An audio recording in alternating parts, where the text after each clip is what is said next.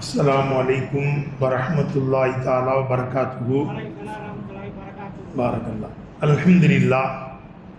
अल्हम्दुलिल्लाह नहमदुहू व नस्तईनुहु व नस्तगफिरुहु व नऊज़ु बिल्लाहि मिन शुरूरि अंफुसिना व मिन सय्यिआति अअमालिना मन यहदिहिल्लाहु फला मुदिल्ल लहु व मन युद्लिल्हु फला हादिय लहु व नशहदु अन ला इलाहा इल्लल्लाहु वहदहु ला शरीक लहु व नशहदु अन्न सय्यिदना व नबिय्यना मौलाना मुहम्मदन अब्दुहु व रसूलुहु अम्मा बअद फसुब्हानक ला इल्म लना इल्ला मा अल्लमतना इन्नक अंतल अलीमुल हकीम। इन उरीदु इल्लल इस्लाह मस्ततअतु व मा तौफीक़ी इल्ला बिल्लाह अलैहि तवक्कलतु व इलैहि उनीब। क़ाल अल्लाहु तआला फ़ी महकमि तंज़ील वल फ़ुरक़ानिल हमीद अऊज़ु बिल्लाहि मिनश शैतानिर रजीम। इन्न सम्अ वल बसर वल फ़ुआद कुल्लु उलाइक कान अन्हु मस्ऊला। वक़ाल नबीना रसूलुल्लाहि सल्लल्लाहु अलैहि वसल्लम ला तज़ालु क़दमा अब्दिन हत्ता युस्अल अन खम्सिन अन उम्रिही फ़ीमा अफ़नाहु वन शबाबिही फ़ीमा अबलाहु वन मालिही फ़ीमा इक्तसब व फ़ीमा अनफ़क़ माज़ा अमिल फ़ीमा अलिम औ कमा क़ाल अलैहिस्ஸலாத்து வஸ்ஸலாம்। கண்ணியத்திற்குரிய இந்த மஸ்ஜிதினுடைய இமாம் அவர்களே, இந்த மஸ்ஜிதினுடைய நிர்வாக பெருமக்களே, ஜமாத்தார்களே, பெரியவர்களே, இளைஞர்களே, வெளியூர்களிலிருந்தும் வருகை புரிந்திருக்கின்ற அல்லாஹ்வின் நல்லடியார்களே, ரப்புல் ஆலமீன் அல்லாஹ் சுப்ஹானஹு வ தஆலா நாம் அறிந்தும் அறியாமலும் தெரிந்தும் தெரியாமலும் செய்த எல்லா பாவங்களையும் மன்னித்து அவனுக்கு பொருத்தமான நல்லடியார்கள் கூட்டத்தில் நம் அனைவர்களையும் சேர்த்தருள் புரிவானாக. நமக்கு நோயற்ற வாழ்வையும் குறைவற்ற செல்வத்தையும் குன்றா நலத்தையும் எல்லா வளத்தையும் பரக்கத்தையும் அல்லாஹ் தஆலா நம் அனைவர்களுக்கும் தருவானாக. அவன் வாழச் சொன்னதின் பிரகாரம் வாழுகின்ற நன்மக்களாக மேன்மக்களாக நம் அனைவர்களையும் ஆக்கி அருள் புரிவானாக. அவனுடைய திரு ஆலயமாம் காபா ஷெரீஃபையும் அன்னலம் பெருமானார் முஹம்மது ரசூலுல்லாஹி ஸல்லல்லாஹு அலைஹி வஸல்லம் அவருடைய ரவுலா ஷெரீஃபையும் பைத்துல் முகத்தஸையும் பக்தாதையும் தரிசிக்கிற பாக்கியத்தை நம் அனைவர்களுக்கும் அல்லாஹ் தருவானாக. நபிகள் நாயகம் ஸல்லல்லாஹு அலைஹி வஸல்லம் அவர்களை கனவிலும் நினைவிலும் கண்டுகளித்து உரையாடி ஆனந்த பரவசம் அடைகிற பாக்கியத்தையும் நம் அனைவர்களுக்கும் தருவானாக. இறுதி நேரத்தில் லா இலாஹா இல்லல்லாஹ் முஹம்மதுர் ரசூலுல்லாஹ் என்ற திருக்கலிமாவை சொன்னவாறு நம்முடைய ரூஹுகளை கைப்பற்றி நாளை மறுமையிலேயும் ஜன்னத்துல் ஃபிர்தௌஸ் என்ற சொர்க்கத்தில் நம்மையும் நம்முடைய பெற்றோர்கள், நம்முடைய உஸ்தாதுமார்கள், நம்மிடத்தில் துவாவுக்காக வேண்டினவர்கள், நாம் முன்னேறுவதற்கு காரணகர்த்தாவாக இருந்த அத்துணை பேர்களையும் கேள்வி கணக்கில்லாமல் ஜன்னத்துல் ஃபிர்தௌஸ் என்ற சொர்க்கத்தில் ஒன்று திரட்டுவானாக. ஆமீன் யா ரப்பல் ஆலமீன். சங்கைக்குரியவர்களே, காலங்கள் வேகமாக ஓடிக்கொண்டிருக்கிறது. ரமதான் முடிஞ்சிச்சு, ஹஜ் பெருநாள் முடிஞ்சிச்சு, ரபியுல் அவ்வல் வந்து ஜமாதுல் அவ்வல் ஆகிரும் முடிஞ்சு போச்சு. அவ்வளவுதான். ரஜப் வரும், ஷாபான், ரமதான், இப்படி போகுது. பார்த்தீங்களா, காலம் வேகமாக ஓடுது. எத்தகார்பு ஸமான், போக போக காலம் குன்றை போய்விடும். நாங்கள் சொல்லலாம், குறுகிருமா. நமக்கு முன்னால் வாழ்ந்த மக்களுக்கு 24 மணி நேரம் தான் இருந்துச்சு, நம்மளுக்கு அந்த 24 மணி நேரம் தான் இருக்குது. ஆனால் அவங்க அந்த காலத்தில் பெண்ணம் பெரும் வேலைகளை செய்தார்கள். சரித்திரம் படைத்து இந்த உலகத்தை விட்டு போயிட்டாங்க. நம்ம நேரம் காலத்தில் பரக்கத்து இல்லை, அவங்க நேரம் காலத்தில் பரக்கத்து இருந்தது. பெரிய சாதனைகளை எல்லாம் சாதித்து விட்டார்கள். கஸ்ஸாலி இமாம் 50 சொச்ச வருஷம் தான் வாழ்ந்துருக்காங்க. இமாம் கஸ்ஸாலி ரஹ்மத்துல்லாஹி அலைஹி யா ரப்பி அஅத்திலனா இல்மன் வ ஃபஹ்மன் கமா அஅத்தைத யா ரப்பனா லிஷைஹி கஸ்ஸாலி. கஸ்ஸாலி இமாமுக்கு தந்த ஆற்றலையும் திறமையையும் ஞானத்தையும் எங்களுக்கு தான் நம்ம துவா கேட்குறோம். 50 சொச்ச வருஷம் தான் வாழ்ந்தாங்க, 54 வயசுலேயே மூத்தாயிட்டாங்க. 999 கிரந்தங்கள் எழுதினார்கள். அவங்க எழுதின கித்தாபு 999 கித்தாபு எழுதியிருக்காங்க. 1000 கூட எழுதியிருக்கலாம். 1000 கித்தாபு எழுதியிருக்கேன்னு பெருமை வருங்கிறதுக்காக வேண்டி ஒன்றை குறைச்சி 999 கித்தாபு எழுதினாங்க. ஒரு கித்தாபு பல பாகங்களாக இருக்கும். இஹ்யா உலூமுத்தீன்ங்கிறது ஒரு கித்தாபு, அது 4 பாகங்கள். ஒரு வருஷம் ஓதி கொடுத்தா கூட ஒரு பாகத்தை நிறைவு செய்ய முடியாது. அப்ப எப்படி அவங்களால எழுத முடிஞ்சு 999 கித்தாப? அவங்க காலத்துல பறக்கத் தெரிஞ்சு அவங்கள கொண்டு வேலை வாங்கிட்டான். அல்லாஹ் யாரை கொண்டு வேலை வாங்க வேண்டும் என்று நாடுகிறானோ அவர்களை கொண்டு வேலை வாங்கிடுவான். யாருக்கு ஹிதாயத்து கொடுக்க வேண்டும் என்று எண்ணுகிறானோ அவர்களுக்கு ஹிதாயத்து கொடுப்பான். இன்னக்க லா தஹ்தி மன் அஹ்பப்த வலாக்கின்னல்லாஹ யஹ்தி மன் யஷா. அப்படியே நீங்க சிலவங்களுக்கு ஹிதாயத்தை இப்படியாவது காமிச்சோன்னு நினைக்கிறீங்க, ஆனால் நீங்க விரும்புகின்றவர்களெல்லாம் அங்கே கொண்டு வர முடியாது. வலாக்கின்னல்லாஹ யஹ்தி மன் யஷா, தான் நாடக்கூடியவர்களுக்கு ஹிதாயத்தை கொடுப்பான். 8 வயசுல இருந்து 54 வயசு வரைய நபி ஸல்லல்லாஹு அலைஹி வஸல்லம் அபூ தாலிப் தான் வளர்த்தார். பெரியது வந்து அபூ தாலிப், அலி ரலியல்லாஹுடைய தந்தை தான். 8 வயசுல இருந்து நபி ஸல்லல்லாஹு அலைஹி வஸல்லம் கிட்டத்தட்ட 52 வயசு வரை வளர்த்தார். 52 வயசு இருக்கும்போது மூத்து வருது நபி ஸல்லல்லாஹு அலைஹி வஸல்லம். அவங்க அபூ தாலிப் நபி ஸல்லல்லாஹு அலைஹி வஸல்லம் 52 வயசு, இன்னும் இஸ்லாத்தை தழுவலை, மரண படுக்கையிலையும் போய் உட்காந்து படுத்துட்டாரு. அப்போ போய் நபி ஸல்லல்லாஹு அலைஹி வஸல்லம் தலைமாட்டில் உட்காந்து சொல்றாங்க, குல் அஷ்ஹது அல்லா இலாஹ இல்லல்லாஹ் வ அஷ்ஹது அன்ன முஹம்மது ரசூலுல்லாஹ்னு சொல்லுங்க தா. என்னை 8 வயசுலேருந்து வளர்த்தீங்க, ஆனால் இந்த உலகத்தை விட்டு பிரியக்கூடிய கட்டத்துக்கு வந்திருக்கீங்க. அஷ்ஹது அல்லா இலாஹ இல்லல்லாஹ் வ அஷ்ஹது அன்ன முஹம்மது ரசூலுல்லாஹ்னு சொல்லுங்க. நபி ஸல்லல்லாஹு அலைஹி வஸல்லம் சொல்லிக்கிட்டு இருந்தாங்க. அபூ ஜஹல், அபூ லஹப், உமையா, உத்பா, ஷைபா போன்றவர்களெல்லாம் வந்து கடைசி நேரத்தில் நம்முடைய சகோதரி மார்க்கத்தை ஜெயிக்கிறாதீரும் அவங்க மந்திரம் ஓதுறான். நபி ஸல்லல்லாஹு அலைஹி வஸல்லம் கலிமா சொல்றாங்க. அல்லாஹ் ஆயத்தை இறக்கிட்டான், நபியே நீங்க எப்படியாக கொண்டு வரணும்னு நினைக்கிறீங்க, அவரை என் நாட்டத்தில் இல்லை, ஹிதாயத்தை கொடுக்கறது அவருக்கு இல்லை. இன்னக்க லா தஹ்தி மன் அஹ்பப்த வலாக்கின்னல்லாஹ யஹ்தி மன் யஷா, தான் நாடக்கூடியவர்களுக்கு அல்லாஹ் ஹிதாயத்தை கொடுப்பான். ஸல்லல்லாஹு எந்திரிச்சு போயிட்டாங்க. அல்லா மில்லத்தி அப்துல் முத்தலிப் ரூபு இருந்துச்சு, எங்கள் மூதாதையுடைய கொள்கையில் தான் இருக்கிறேன்னு போயிட்டேன். ரொம்ப மனசு வருத்தப்பட்டாங்க ஸல்லல்லாஹு. அப்போ பெருமானார் ஸல்லல்லாஹு அலைஹி வஸல்லம் வளர்த்த அபூ தாலிபுக்கு ஹிதாயத்தை கொடுக்காத அல்லாஹ் அபூ சுஃபியானுக்கு ஹிதாயத்தை கொடுத்தான். காலங்காலமாக ஏற்றுக்கிட்டு இருந்தார் இல்லையா, அவருக்கு அல்லாஹ் ஹிதாயத்தை கொடுத்தான். அவர் மனைவி ஹிந்து பிந்து உத்பாவுக்கு ஹிதாயத்தை கொடுத்தான். உங்களை காலங்காலமாக ஏற்றிச்சு ரசூல் ஸல்லல்லாஹு அலைஹி வஸல்லம். அந்த பொம்பளைக்கு அல்லாஹ் ஹிதாயத்தை கொடுத்தான். அந்த பொம்பளை இஸ்லாம் ஆயிடுச்சு, முஸ்லீம் ஆயிடுச்சு. அது இஸ்லாத்தை தழுவியதுக்கு பிறகு அது சொல்லி பேசுது.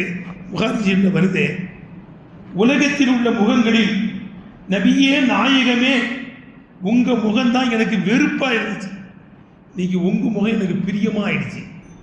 உலகத்தில் உள்ள மார்க்கத்திலேயே இஸ்லாம் தான் எனக்கு பிடிக்காது, இன்னைக்கு இஸ்லாம் எனக்கு முஹப்பத் ஆயிடுச்சு. உலகத்தில் உள்ள மக்களிலேயே இஸ்லாம் என்றுதான் பிடிக்க மாட்டாங்க. முஸ்லிம்களாலே கருவறுக்கணும்னு நினைப்பேன், ஆனால் இன்னைக்கு முஸ்லீம்கள் எனக்கு பிரியமாயிட்டாங்க. இன்னைக்கு நிறைய பேருக்கு முஸ்லீம்னாலே அலர்ஜியாக இருக்கிறாங்க. அல்லாஹ் ஹிதாயத்தை கொடுக்கணும் இல்லையா, அல்லாஹ் நேர்வழி காட்டணும். நம்ம அப்படி தான் துவா செய்யணும். புரியாமல் தெரியாமல் பேசுகிறான் இல்லைங்களா, முஸ்லீம்னாலே வெறுப்பாக பார்க்குறான், பல சட்டங்களை நமக்குன்னே கொண்டு வர்றானுவோ இல்லையா. ஆனால் எத்தனை சட்டம் கொண்டு வந்தாலும் அல்லாஹ்வுடைய நூரை அணைக்க முடியுமா? யுரீதூன யுத்ஃபிஉ நூரல்லாஹ் வல்லாஹு முத்திம்மு நூரிஹி வலவ் கரிஹல் காஃபிரூன். நிராகரிப்பவர்கள் வெறுத்தாலும் சரிதான், இஸ்லாமிய நூரை அல்லாஹ் முழுமைப்படுத்துவான். வாயால் ஊதி அணைக்கலான்னு நினைக்கிறான். அல்லாஹ்வுடைய ஜோதியை டியூப்லைட் எரியுது, ஃபூன் ஊதுன்னு அணையுமா? இதை ஏன் அணைக்க முடியாத? அல்லாஹ்வுடைய ஜோதி எப்படி அணைக்க முடியும்? இதெல்லாம் இஸ்லாமிய வளர்ச்சி தான், காழ்ப்புணர்ச்சி. இப்படி வளர்ந்த இஸ்லாம் வளர்ந்துக்கிட்டே போகும், முழுமை பெற்றுவிடும். அப்போ சங்கைக்குரியவர்களை உங்களை சொல்லுது, முஸ்லீம்கள் தான் எனக்கு பிடிக்காது, இன்னைக்கு முஸ்லீம்கள் தான் எனக்கு பிரியமா இருக்காங்க, ரப்பத்தாயிட்டாங்க. எனக்கு சொல்லிட்டு இவங்கள சொல்லுது, நான் இதுவரையும் வாழ்ந்த வாழ்க்கை வேற, முரட்டுத்தனமாக வாழுவேன், யாருன்னு பார்க்க மாட்டேன், அடித்து போடுவேன், அப்படி இருந்தேன் நான். இப்போ நான் முஸ்லீம் ஆயிட்டேன், நான் முஸ்லீமான பெண், உங்கள்கிட்ட ஒரு மார்க்கம் சட்டம் கேட்டு வந்திருக்கேன். இன்னும் அபா சுஃபியான், என் கணவர் அபு சுஃபியான் இருக்காரு, மிஸ்ஸிக்க கஞ்சேன், காசுலாம் இருக்கே, சில ஆளுகளோட காசு இருக்கும் எடுக்க மாட்டான் இல்லைங்களா, கஞ்சேன், குடும்பத்துக்கு தேவையான அளவுக்கு தரமாட்டேன். ஒரு குடும்பத்துக்கு ஒரு 500 ரூபா 1000 ரூபா செலவாகுதுன்னா, ஒரு 1000 ரூபா செலவாகுதுன்னு வைங்களேன், ஒரு 700 ரூபா கொடுத்தா சமாளிக்கணும். 1000 ரூபா தேவைப்படுற இடத்துல 700 ரூபா கொடுத்தா சமாளிச்சிடலாம், அப்படிதானே? 500 ரூபா குடும்பத்துக்கு செலவாகுதுன்னா 400 ரூபா கொடுத்தா சமாளிக்கலாம். 100 ரூபா கொடுத்தா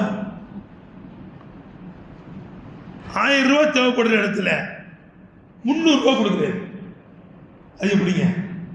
முடியாது தானே? இப்படி தருவாரு, குடும்பத்துக்கு போதாத அளவுக்கு தருவார்.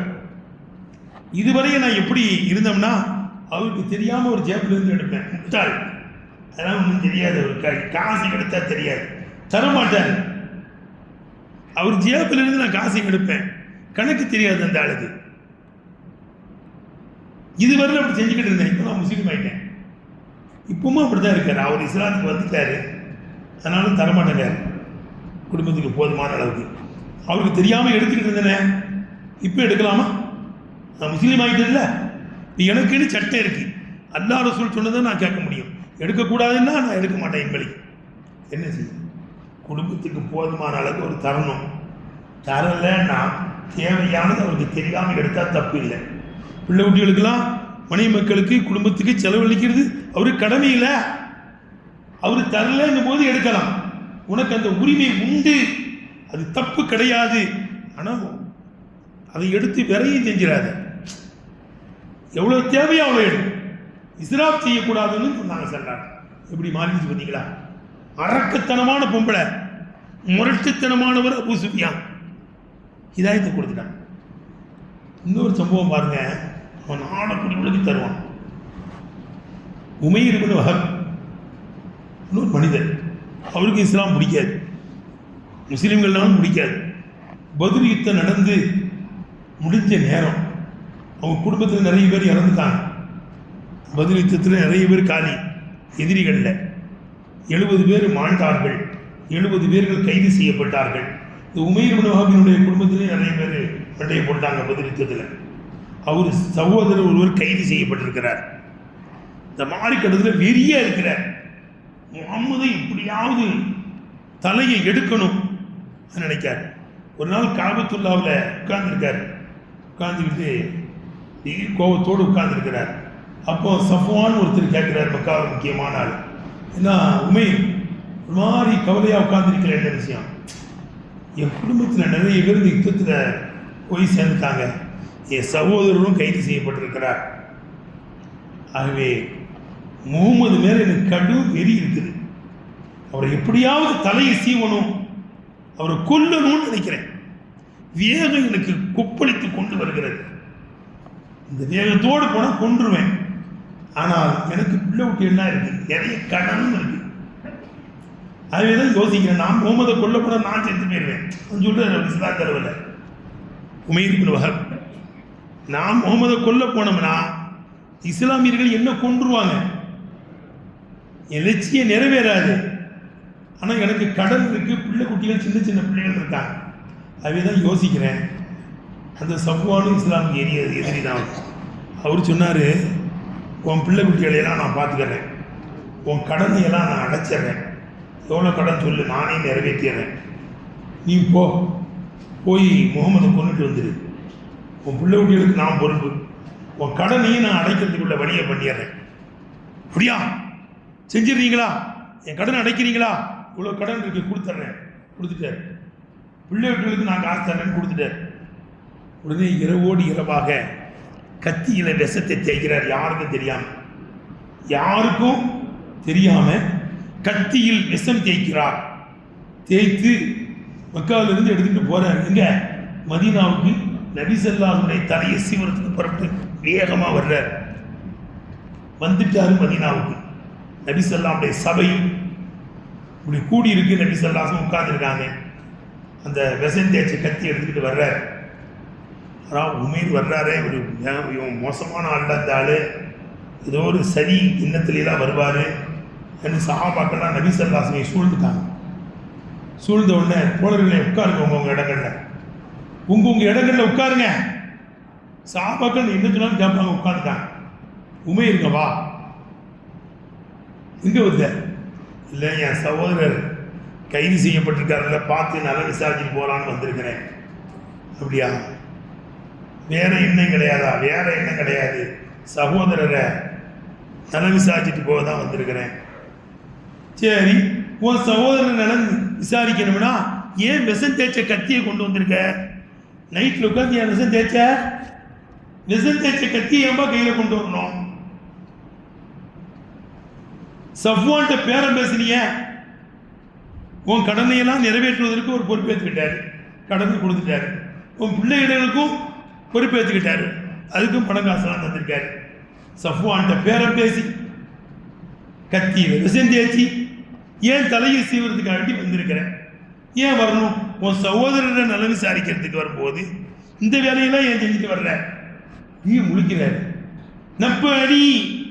ரப்ப அணியல் அலீம் ஹக்கீம் ரப்பி. இந்த செய்தியை எனக்கு என் ரப்பு அறிவிச்சிட்டான்.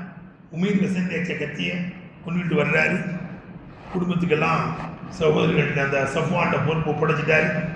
உங்களை கொல்றதுக்காக வேண்டி உமைர் இப்னு வஹப் வருகிறார் என்று ஜிப்ரீல் அலைஹிஸ்ஸலாம் சொல்லிட்டு போகிறாங்க. பொய்யா? இல்லை, யாருக்கும் தெரியாமல் இரவோடு இரவாக நடந்த நிகழ்ச்சியை நீங்கள் சொல்லுகிறீர்கள் என்றால் அந்த ரப்பை நான் நம்பிவிட்டேன். நீங்கள் அல்லாஹ்வுடைய தூதர், அல்லாஹ்வுடைய தூதர்ங்கிறதுனால தான் அங்கே நடந்த நிகழ்வை, மக்காவில் நடந்த நிகழ்வை நீங்கள் சொல்லுகிறீர்கள். கையை தாருங்கள், அஷ்ஹது அல்லா இலாஹ இல்லல்லாஹ் வ அஷ்ஹது அன்ன முஹம்மதன் ரசூலுல்லாஹ். கலிமா சொல்லி இஸ்லாத்தில் தன்னை ஐக்கியமாக்கி கொண்டார். தலையை சீவ வந்தவர் தன் தலையை இஸ்லாத்தில் நுழைத்து விட்டார். பெருமாள் இடத்தில் தலையை ஒப்படைத்துட்டார், கையை கொடுத்துட்டார், விஷம் தேய்ச்ச கத்தியை தூக்கி வீசிட்டார். நபி ஸல்லல்லாஹுடைய தலையை சீவ வந்தவருக்கு கூட அல்லாஹ் ஹிதாயத்தை கொடுக்கிறான். தான் நாடக்கூடியவர்களுக்கு ஹிதாயத்தை கொடுப்பான். அந்த ஹிதாயத்தினுடைய பாபு பெருசு. அந்த ஹிதாயத்தினுடைய பாபுக்குள்ள நுழைஞ்சோம்னா பேசிக்கிட்டே இருக்கலாம். யாருக்கு ஹிதாயத்தை கொடுப்பான்னு சொல்ல முடியாது. ஸல்லல்லாஹு அலைஹி வஸல்லம் வெளியூருக்கு போயிட்டு வர்றாங்க. நபி ஸல்லல்லாஹு சஹாபாக்கள் எல்லாரும் வர்றாங்க நபி ஸல்லல்லாஹுடைய தலைமையில். தொழுகை நேரம் வந்தாலே பயணத்தை நிப்பாட்டிடுவாங்க. எல்லாரும் தொழிற்செய்து வாங்குவாங்க. பிலால் ரலியல்லாஹு அன்ஹு பாங்கு சொல்ல சொல்லுவாங்க. உடனே பாங்கு சொல்லப்படும், காமத்து சொல்லப்படும், தொழு வைப்பாங்க. அப்போ பிலால், தொழுகையுடைய நேரம் வந்துருச்சு, பாங்கு சொல்லுங்க, தொழில்களை ஒளிச்சிக்கிட்டு வாங்கிட்டாங்க. எல்லாரும் ஒளிச்சிக்கிட்டு வந்துட்டாங்க. ஒளிச்சியை போயிட்டாங்க, சுயத்தியரை நிறைவேற்றுறாங்க. பிலால் ரலியல்லாஹு அன்ஹு பாங்கு சொல்கிறாங்க. பாங்கு சொன்னால் அங்கிருந்து ஒரு கும்பல், ஒரு இளைஞர்கள், இப்னு மாஜாஹ் ஹதீஸ் வருது, பிலால் ரலியல்லாஹு அன்ஹுடைய பாங்கை நக்கல் பண்ணுறாங்க, கிண்டல் பண்ணுறாங்க, கேலி பண்ணிக்கிட்டு இருக்காங்க. ஒரு இளைஞர்கள் கூட்டம். வாலிபோங்கிறது அப்படி தானே, எங்கனாலும் போகும். அதை வண்டி வாலிபத்தில் சரடு இருக்காது, ஸ்ட்ராங்காக இருக்க மாட்டாங்க. யார் கூட்டாலும் போயிடுவாங்க வாலிப பிள்ளைங்க. ஆனால் நம்ம ஊரில் அப்படி இருக்க மாட்டாங்க. நல்ல பிள்ளைகளாக பார்த்தாலே எனக்கு மகிழ்ச்சியாகும், சந்தோஷமாக இருக்குது. வாலிபர்கள்லாம் நல்ல உற்சாகமாக இருக்கிறாங்க. புதுக்கோட்டில் அப்படி கிடையாது, வேறு வெளியூரில் தான். இங்கே எல்லாம் அவுலியாக்கள் தான். ஆமின்னு சொல்லுங்களேன்.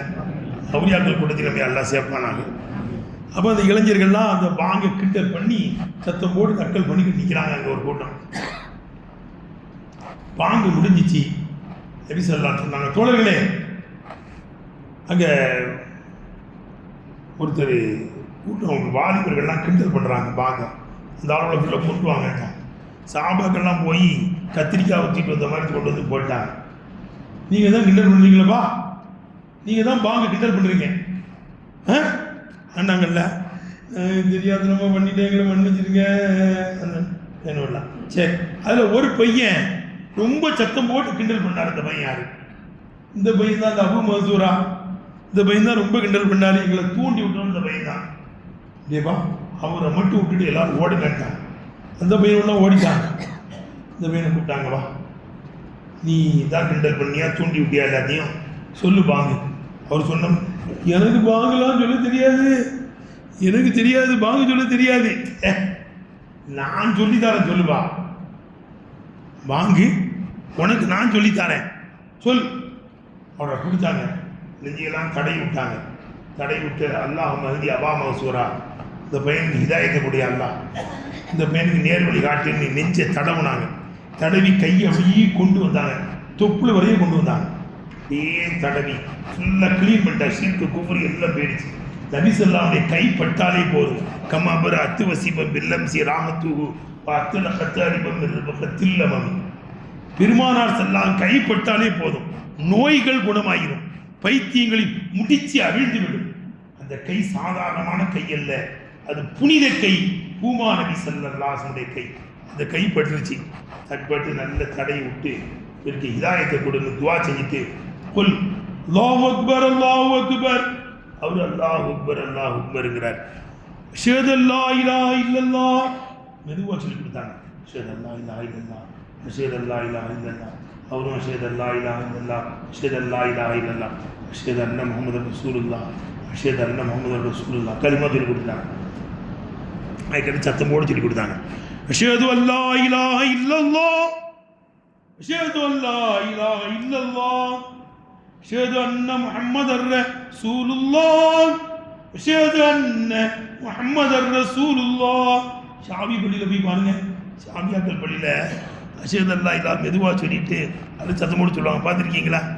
இந்த பாங்கு வச்சு தான் ஐயால் சலா ஐயால் சலா ஐயால் ஃபலா ஐயால் ஃபலா அல்லாஹ் அக்பர் அல்லாஹ் அக்பர் லா இலாஹ இல்லல்லாஹ் சொல்லி கொடுத்தாங்க. உற்சாகமாயிட்டார். சொன்னார், கையை பிடிச்சி யா ரசூலல்லாஹ், கிண்டல் பண்ண பையன், யா ரசூலல்லாஹ் மதீனாவில் பாங்கு சொல்கிறதுக்கு நிறைய பேர் இருக்காங்க, என்ன மக்காவுக்கு அனுப்பி வைங்களேன். என்னங்க பிலால் அலி எல்லாம் இருக்காங்க, அப்துல்லா முக்தும் சாபி இருக்கிறாங்க, மதீனாவில் பாங்கு சொல்கிறதுக்கு முஅத்தின்கள் நிறைய இருக்கிறாங்க, என்னை மக்காவுக்கு அனுப்பி வைங்க. அங்கே போய் நான் பாங்கு சொல்கிறேன், பாங்கு சொல்கிற வேலையை முஅத்தினாக தான் ஆயிடுறேன். நீ போ, நான் சொன்னேன்னு போய் சொல்லி ஹரம் ஷெரீஃபில் போய் பாங்கு சொல்லிட்டான். இன்னே போனார். ரசூல் ஸல்லல்லாஹு அலைஹி அனுப்புனாங்கன்னு உடனே அவர் தான் முஅத்தின். அவர் அபு மன்சூராங்கிற பேரே போயிடுச்சு. முஅத்தின் மக்கான்னு பிரபலியமாயிட்டார். மக்காவின் முஅத்தின். நீங்கள் கூகுளில் போய் தட்டினீங்கன்னு வைங்க, அபு மன்சூரா பேர் தான் வரும். வாங்க கிண்டல் பண்ணவருக்கு அல்லாஹ் ஹிதாயத்தை கொடுத்தான். இன்னைக்கு இஸ்லாத்தை ஏற்றுக்கிட்டு இருக்கானுவா இல்லையா? அவனுக்கு ஹிதாயத்தை அல்லாஹ் கொடுத்துருவான். உச்ச வரம்பு போச்சுன்னா ஹிதாயத்தை கொடுப்பான். இல்லை அபூஜியில் அபுல் உமையா ஷைபா உத்துபாவை அழிச்ச மாதிரி அழிப்பான். ரெண்டு தான் நடக்கும். ஒரு அளவுக்கு பார்த்துக்கிட்டே இருப்பான், இங்கே கூப்பிட்டுருவான்ல, இவன் சரி வரமாட்டான். ஏன்னா அபூஜியில் அபுல் உமையா உத்துபா ஷைபாவுடைய கெதி தான். அல்லாஹ் ஹிதாயத்தை கொடுக்கட்டும். நம்ம அதுதான் கேட்குறோம். நம்ம யாருக்கும் பதுவா செய்கிறது கிடையாது. ஹிதாயத்தை கொடுன்னு தான் துவா கேட்டுக்கிட்டு இருக்கோம். ரப்புல் ஆலமீன் அல்லாஹ் எல்லா மக்களுக்கும் ஹிதாயத்தை கொடுத்து ஒரு நல்ல நிலைமையை அல்லாஹ் ஏற்படுத்துவானாக. இன்னொரு அழகான சம்பவம் சொல்கிறேன் கேளுங்க. இதே மாதிரி தான் முஸ்னத் இமாம் அஹ்மதில் வருது. வெளியூருக்கு போயிட்டு நபி ஸல்லல்லாஹு அலைஹி வஸல்லம் தலைமையில் சஹாபாக்கள்லாம் வந்துக்கிட்டு இருக்காங்க. அது இரவு நேரம். இரவு நேரத்தில் கொஞ்சம் நேரம் பயணம் செய்வாங்க. ஏன்னா இரவு நேரத்தில் பயணம் செஞ்சால் கஷ்டம் இருக்காது. பகலில் அடித்து கொளுத்து வெயில், இரவில் கொஞ்சம் பயணம் செஞ்சு வர்றாங்க. தாஜ்யத்து நேரத்தில் பயணத்தை நிப்பாட்டிட்டாங்க. தோழர்களே, சுபுக்கு நேரம் ஆயிடுச்சு, போங்க போய் ஒலு செஞ்சுட்டு வாங்கன்னா சஹாபாக்கள்லாம் போய் ஒலு செய்ய போயிட்டாங்க. ஒலு செஞ்சுட்டு எல்லோரும் வர்றாங்க. வந்து இப்படி மாறி உட்கார்ந்தாங்க. அது சுபு நேரமாக இருட்டு, எல்லாரும் உட்காந்துட்டாங்க.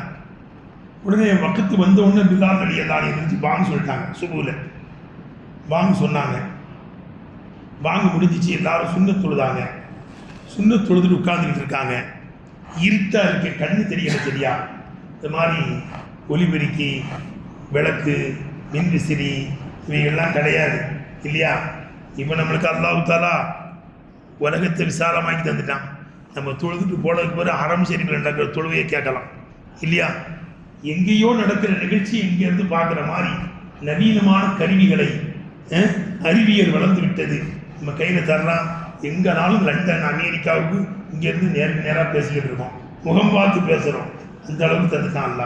அந்த மாதிரி கருவிகள்லாம் இல்லாத காலம் அது. அது எப்படி இருட்டாக இருக்குது. விழாக்களி எல்லாம் இப்படி பார்த்துட்டு நபி ஸல்லல்லாஹு வந்துட்டாங்க, நீ காம சொல்லிட்டாங்க. எந்திரிச்சு காம சொல்லியாச்சு, எல்லாரும் எந்திரிச்சு நிற்கிறாங்க. ஆனால் நபி ஸல்லல்லாஹு ஒதுச்சிட்டு வரல. சுய தேவையை நிறைவேற்ற போனாங்க. கொஞ்சம் நேரம் ஆயிடுச்சு. இங்கே எந்திரிச்சு எல்லாரும் நின்னாச்சு. இகாமத்து முடிந்து விட்டது. பெருமானார் ஸல்லல்லாஹு அலைஹி எதிர்பார்க்கிறார்கள்.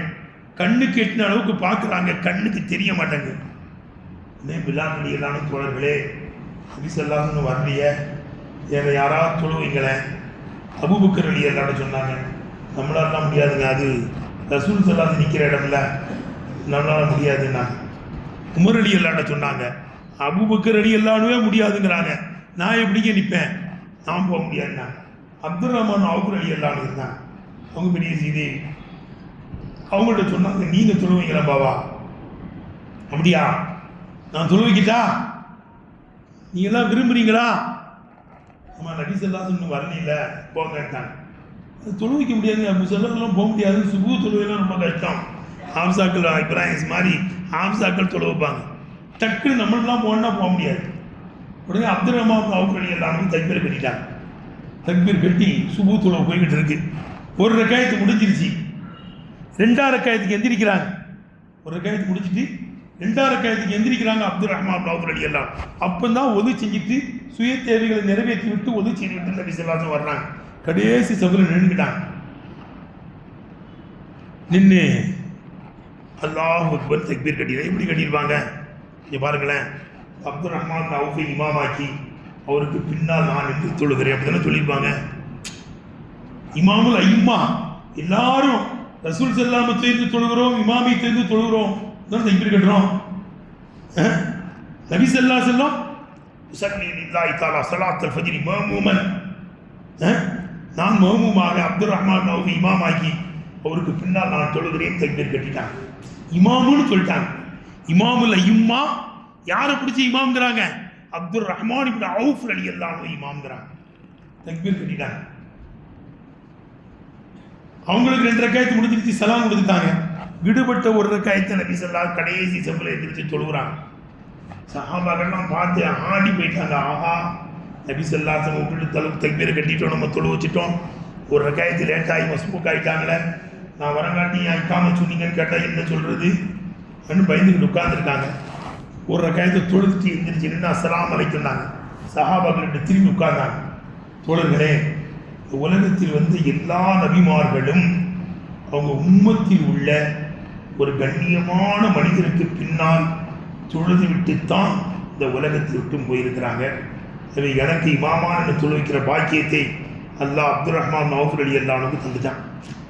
எல்லா நபிமாரும் இப்படி தொழுதுட்டாங்க ஒரு சாலியான மனிதனுக்கு பின்னால் இருந்து. பாருங்க, நான் வர லேட்டாச்சு, நீங்களே ஒரு ஆளை இமாமாக்கி தொழுவு நடத்துனீங்க, என்னை பின்னால் விட்டுட்டான் அல்லாஹ். எனக்கு இமாம் ஆகிட்டார். அப்துல் ரஹ்மான் அவுஃப் ஜன்னா, சொர்க்கத்தில் இருப்பார் சோபனம் சொல்லி அவருக்கு வாழ்த்து செஞ்சு துவா செஞ்சாங்க. இப்போ சகோதரர்களை, வாழும் காலத்தில் நல்லவர்கள் செய்யணும், அவனுக்கு பொருத்தமான முறையில் வாழணும். காலங்கள் போய்கிட்டு இருக்க நல்லவன் செய்யக்கூடிய தோபிக்குத்தான் அல்லாட்ட துவா கேட்கணும். அவங்க நல்ல நிலைமையில் இன்ன சமயவல் பசரவல் ஃபுஆத குல்லு உலாய்க கான அனுபவ சூலா, உங்களுக்கு கண்ணை தந்திருக்கிறேன், காலை தந்திருக்கிறேன், அறிவை தந்திருக்கிறேன், இதையெல்லாம் எப்படி பயன்படுத்தினீர்கள் என்று அல்லாஹ் கேள்விகளை கேட்பான் இல்லையா?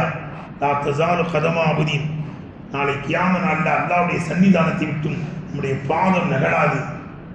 அத்தா இஸ்வரன் ஹம்சின் 5 கேள்வி இருக்கான். முதல் கேள்வி உம்ரிஹி, வயதை பற்றி கேட்பான். இத்தனை வயசு வாழ்ந்திய, 70 வயசு 80 வயசு 90 வயசு என்ன செஞ்ச, வயதை பற்றி கேட்பான். அதுக்கு பதில் சொல்லணும். என் ஷபாபிஹி, இளைஞர்களே வாலிபத்தை பற்றி கேட்பான். 15 வயசுலேருந்து 40 வயசு வரை உள்ளது வாலிப வயது, அது எப்படி கிடைத்தாய் என்று கேட்பான். ஒன் மாலிகி, பொருளை பற்றி கேட்பான். எப்படி சம்பாதித்தாய், எப்படி செலவு செஞ்சா. பொருளுக்கு 2 கேள்வி. எப்படி சம்பாத்தியம் பண்ண, நேர்மையாக சம்பாதிச்சியா, எப்படி சம்பாதிச்சேன்னு கேட்பான். எந்த வழியில் செலவு செய்தாய் என்று கேட்பான்.